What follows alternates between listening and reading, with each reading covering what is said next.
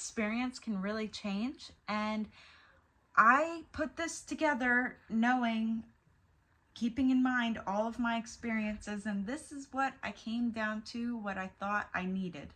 The channel is all about my motherhood journey and just motherhood tips in general because I have 4 kids. Come along with me.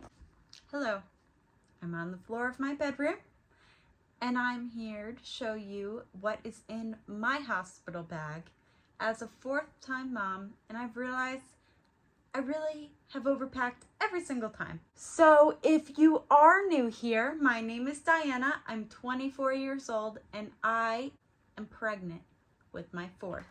I'm 32 weeks and I've had a feeling this baby might come earlier, even though I haven't had any early babies, but I have different circumstances this time, so let's pack a little bit early this time. So key things not to forget is pack for you, dad can pack for himself, and pack for the baby. Do not forget things for yourself because that is honestly the most important thing. They will provide everything for the baby. Honestly, they might even provide clothes for the baby as well. But I like bringing my own of that stuff. All right, I am so sorry if you hear my crazy children in the background. I'm trying to do this while they're awake. So first I'm going to show you what I'm bringing, which is a pair of cozy pajamas because I am due in winter. So I'll likely bring these, maybe another type of gown before I go. I'll throw that in there.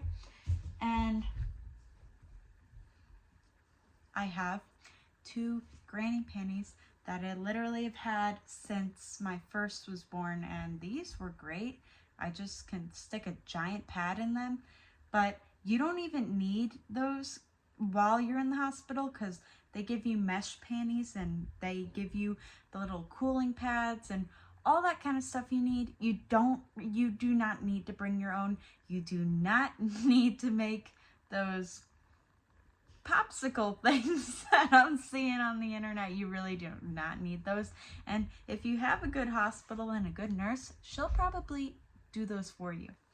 So moving forward, I have a nursing bra, and this is mainly for just when I'm leaving the hospital, and I'll probably throw in some nursing pads. And as far as nursing goes, I would just be bringing some nipple cream in case they don't have any. Again, this is another thing that they likely will provide for you. And so after that, got a coming home outfit. Just some loose pants and a shirt that you might still just want to bring maternity wear because your belly will not go down right away. And I have socks to go in with that. So, and then I have an extra scrunchie just in case I don't have a hair tie. I want to make sure I have something. And do not forget a phone charger. That's a very important thing that they probably will not have for you. And this was something that actually they provided for me last time, was a toothbrush and toothpaste. They had those, which I was surprised about. But every experience is going to be different. So I am going to bring my wallet, clearly, because you never know if you need your wallet. And make sure to bring your insurance card just in case. I think they have you set up all that stuff before you even go to the hospital, but you don't know, just in case you might need something like that. And I am for sure bringing a hairbrush, even though I can probably go a day or 2 without brushing my hair, just in case I want it, and that's something they probably won't have. So moving on to the things I'm bringing for the baby. Since they're telling me this baby is on the smaller side, and my last baby wore preemie for the first week of her life, I'm gonna just go with bringing 2 preemie outfits. I have this one with the little hat and this little fleece one. She's gonna be born in January, which is very cold here in Missouri. And then I have a little hat, socks, and a little bonnet. And these are also like things that I want. So something you definitely do not need but is nice to bring for the baby is a blanket. A lot of people have custom blankets for their newborns, stuff like that, but they will have blankets and swaddles. They love swaddling those babies. So you do not have to worry about that. And these I love. These are my favorite for my little babies because they're super easy to change the diapers. You could just roll them up. And that's why I had the little socks, because I put the socks on and put a little nightgown. And these have the built-in mittens as well. So you don't need mittens either.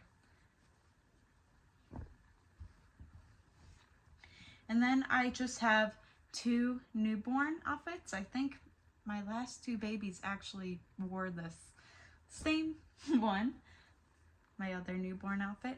And I might throw in a 0 to 3 just in case, because my second baby ended up being 9 pounds, and the newborn, she was squeezing right out of that. She barely was fitting in it. So, but that's also a good thing about these two, is that they can fit up to a pretty big size and a small size. So that's everything I have so far. If I end up going into labor early, or if I'm going past my due date, I might put different types of things in my bag. And it also really depends on how long your hospital stay is. With my first, I had like a 3-day hospital stay, and luckily I did overpack, so I was fine. And my second, I had an emergency C-section, and I still had everything I needed. I just pretty much packed like this, and they provided me with everything I needed as far as the C-section went. But the recovery was a lot harder from that, and you might be in the hospital for a little bit longer. So if you do plan to have a C-section, I would throw in just things to make you a little bit more comfortable. And if you do not have a support person for some reason, maybe you would want to grab one of those grabber claw things, so you can grab things that are far away from you, because it is extremely difficult to get up and walk around after a C-section.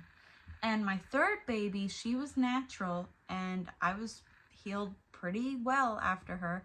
And I left the hospital like the next day, so I was only in there for a little bit over 24 hours, and I barely used anything in my bag at all.